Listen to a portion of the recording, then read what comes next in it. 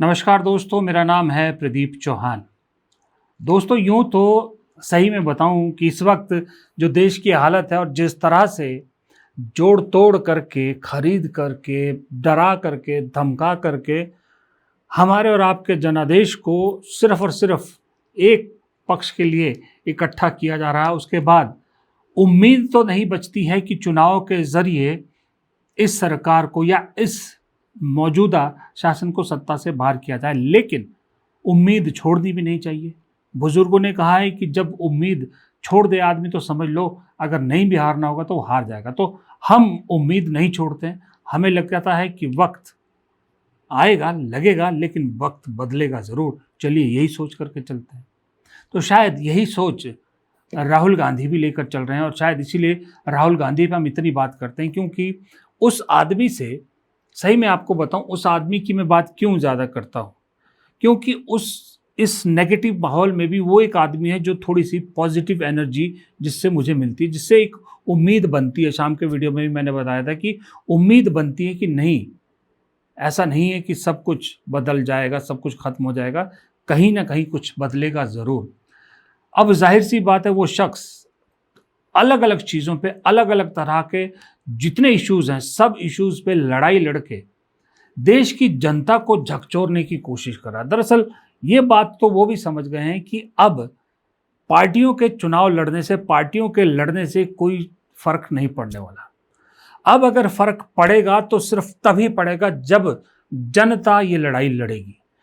जब तक जनता नहीं समझेगी कि ये देश को बर्बादी से अगर कोई बचा सकता है तो वो खुद है, तब तक कुछ नहीं हो सकता। इसलिए कभी ओबीसीज की बात करके, कभी जातीय जनगणना की बात करके, कभी किसानों की बात करके, तो कभी युवाओं की बात करके, कभी स्टूडेंट्स की बात करके, कभी जेनजीज के इशू उठाकर, कभी पेपर लीक उठाकर, इन सब को बड़ा मुद्दा बनाने की कोशिश करते हैं। राहुल गांधी झकझोरना चाहते हैं, इस देश की जनता को झकझोरने की कोशिश कर रहे हैं। वो एक फ्रंट पे लड़ाई चल रही है, दूसरे फ्रंट पे क्योंकि वो एक राजनीतिक पार्टी से जुड़े हुए हैं, एक राजनीतिक पार्टी चला रहे हैं, तो राजनीतिक दावपेच भी नहीं भूल सकते। राजनीतिक दावपेच मतलब वो नहीं जो बीजेपी या संघ करते हैं, जो राजनीति में होना चाहिए वो सारी चीज़ें।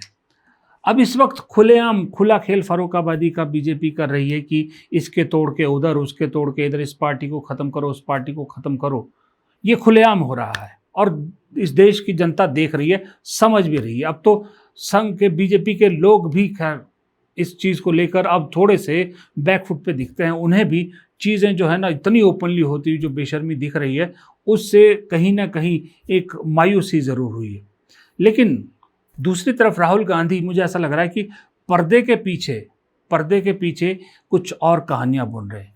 बीजेपी पर्दे के आगे सब कुछ कर रही है, इसके काट के तौर पे, इसके जवाब के तौर पे पर्दे के पीछे कुछ चल रहा है। और पर्दे के पीछे चलने का एक उदाहरण आपको मिला था कर्नाटक में, जब क्रॉस वोटिंग बीजेपी और जेडीएस से करवा दी डीके शिवकुमार ने। इसीलिए राहुल गांधी फैसले भी अब जरा तड़ातड़ ले रहे हैं और निडर फैसले ले रहे हैं। लेकिन मैंने पहले भी एक बार वीडियो में कहा था शायद कि इस देश में जो बदलाव अगर राहुल गांधी कुछ ला सकते हैं तो उसकी धुरी दक्षिण में है। ये बात वो समझ गए कि दक्षिण में उन्होंने क्यों अपने सबसे खास दोस्त, राजनीति में जिनको अपना सबसे खास दोस्त बड़ा भाई कहते थे स्टालिन, उनको छोड़ने में राहुल गांधी ने क्यों देरी नहीं लगाई, क्यों तुरंत उन्होंने विजय को पकड़ लिया, जबकि 5 ही तो विधायक थे। जहां इतने साल तक कांग्रेस बिना मंत्री पद के रही है, डीएमके के साथ रही है, तो और भी रह सकती थी, कोई दिक्कत नहीं था। डीएमके कोई ऐसी पार्टी तो है नहीं कि भाई जो खत्म हो जाएगी। स्टालिन जब तक हैं तब तक उस डीएमके पार्टी को कोई नुकसान ज़्यादा नहीं होगा, वो खड़ी रहेगी। लेकिन उन्होंने तुरंत विजय को चुना। इसके पीछे बहुत बड़ी एक उनकी सोच, मुझे ऐसा लगता है सोच है कि अपने स्टालिन जैसे दोस्त को उन्होंने छोड़ दिया, क्योंकि केरल उनके हाथ में, कर्नाटका उनके पास, तेलंगाना उनके पास, तमिलनाडु किसी भी हाल में वो छोड़ना नहीं चाहते थे। तमिलनाडु में कुछ भी ऐसा नहीं चाहते थे कि जहां बीजेपी कुछ खेल कर जाए। वो कोई ऐसी सिचुएशन चाहते ही नहीं थे जहां विजय या एआईडीएमके एक साथ मिल जाए या बीजेपी उसमें कहीं घुस जाए। उन्होंने तुरंत उस छोटे से छेद को भी सील कर दिया। रही बात आंध्र प्रदेश की, आंध्र प्रदेश में इस वक्त हैं चंद्रबाबू नायडू, लेकिन ये अब माने या ना माने, नायडू के बेटे भी नहीं मान रहे, टीडीपी के लोग भी नहीं मानते, लेकिन आए दिन जो खबरें आती हैं कि चंद्रबाबू नायडू एनडीए से, बीजेपी से थोड़े नाराज़ हैं, चंद्रबाबू नायडू बीजेपी की जो प्रेजेंट पॉलिटिक्स के स्टाइल है उससे अनकंफर्टेबल है, चंद्रबाबू नायडू की इससे मुलाकात हो रही, चंद्रबाबू नायडू की इससे मुलाकात हो रही। अब ये जो आए दिन खबरें आती है और उसके बाद उन्हें डिनाई किया जाता है, तो भाई साहब बिना आग के तो कहीं धुआं उठता नहीं है ना कहीं तो कुछ पक रहा है, चल रहा है, ये भी बात तय है। और इसके पीछे मुझे ऐसा लग रहा है कि इसकी जिम्मेदारी बहुत हद तक राहुल गांधी ने अपने सबसे जो क्या कहेंगे उनको, सबसे भरोसेमंद लेफ्टिनेंट जो हैं डी के शिव कुमार और रेवंत रेड्डी, इनको जिम्मा दिया है। डी के शिव कुमार कर्नाटक साध रहे हैं, माफ़ कीजिएगा, डी के शिव कुमार आंध्र प्रदेश साध रहे हैं, जगन मोहन रेड्डी को भी साध रहे हैं, चंद्रबाबू नायडू को भी साध रहे हैं। और दूसरी तरफ मुझे ऐसा लगता है कि रेवंत रेड्डी को नॉर्थ ईस्ट उसको साधने का जिम्मा दिया गया है, क्योंकि अभी कांग्रेस अपने पुराने साथियों को साथ लाने की कोशिश कर रही है। ममता बनर्जी आ गई हैं, एनसीपी तैयार बैठी है। अब नॉर्थ ईस्ट में भी बहुत से ऐसे लोग, बहुत से क्या, ज़्यादातर ऐसी सरकारें हैं, ज़्यादातर ऐसे लोग सत्ता में बैठे हैं जो कांग्रेस ही हुआ करते थे, कांग्रेस के साथ थे। तो मैं इसलिए इस बात कह रहा हूँ कि कल या परसों हाल ही में रेवंत रेड्डी की हैदराबाद में मुलाकात होती है मेघालय के सीएम कोनार्ड संगमा से। कोनार्ड संगमा कौन? पीए संगमा के बेटे। पीए संगमा कौन? कांग्रेस के पुराने नेता, स्पीकर भी रहे हैं। वो जब शरद पवार वगैरह अलग हुए थे तब वो भी अलग हुए थे, तब उन्होंने अपनी पार्टी बनाई थी। तो नेचुरल है कोनार्ड संगमा के लिए कांग्रेस के साथ जाना। तो कोनार्ड संगमा के जरिए रेवंत रेड्डी नॉर्थ ईस्ट में कांग्रेस का रास्ता बना रहे हैं। यानी कि दक्षिण में आपने किला फतेह कर लिया, दक्षिण में आपने घेराबंदी कर ली, अब आप नॉर्थ ईस्ट में घेराबंदी करना चाहते हैं।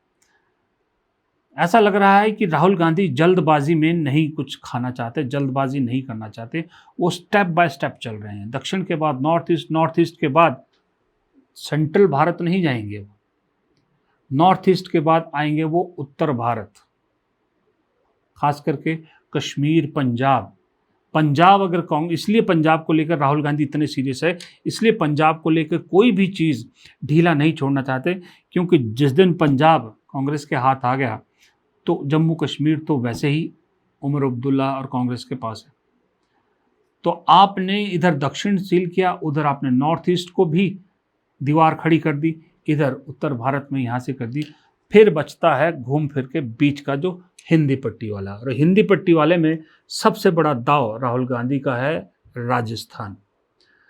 सचिन पायलट को बहुत बड़ी जिम्मेदारी सौंपी जाएगी और वो डिजर्व भी करते हैं। अगर राजस्थान कांग्रेस के हाथ आ गया, सोचिए गेम पलट जाएगी। पर उसके बीच में एक ऐसी उम्मीद राहुल गांधी पाल रहे हैं, जो उनके नज़दीकी लोग बता रहे हैं कि जिसको लेकर डाउट तो है लेकिन होप भी है राहुल गांधी को, और वो है उत्तर प्रदेश।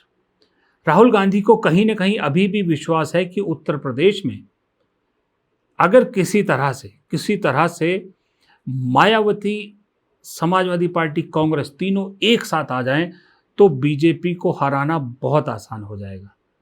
लेकिन अगर मायावती नहीं भी आती तो भी समाजवादी पार्टी और कांग्रेस कॉम्बिनेशन बीजेपी को हरा सकता है। ये उम्मीद राहुल गांधी बांधे हुए, और अगर इस उम्मीद को कहीं सच के पंख लग गए तो आप सोचिए 1-1.5 साल में चीज़ें कहाँ से कहाँ हो जाएगी। और लेकिन इस बीच समाजवादी पार्टी का ये कहना, खासकर अखिलेश यादव का, कि उत्तर प्रदेश शायद इस देश के आखिरी लेजिटिमेट चुनाव हो सकते हैं, वो उन्होंने यूं ही डर के मारे या फ्रस्ट्रेशन में या कहने के लिए नहीं कह दी।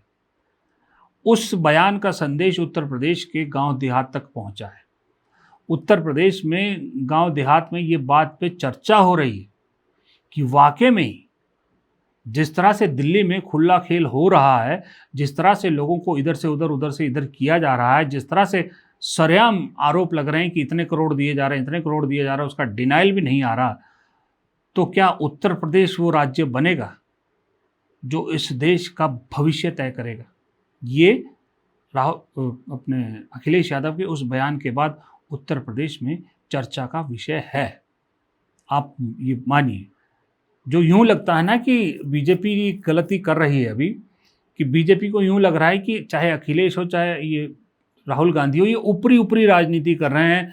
लेटेस्ट जो मुद्दा होता है उस पर उछलते हैं, उसको उछालने की कोशिश करते हैं, बीजेपी हेडलाइन बदल देती है, कुछ और कर देती है, चीज़ें छुप जाती है। नहीं महाराज, उत्तर प्रदेश में महाराज, उत्तर प्रदेश के साथ एक बहुत बड़ा नाम जुड़ा है।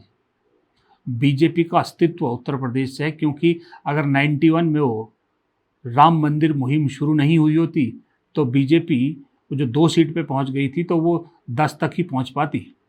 उसके बाद उसी राम मंदिर के वादे ने सत्ता तक पहुंचाया।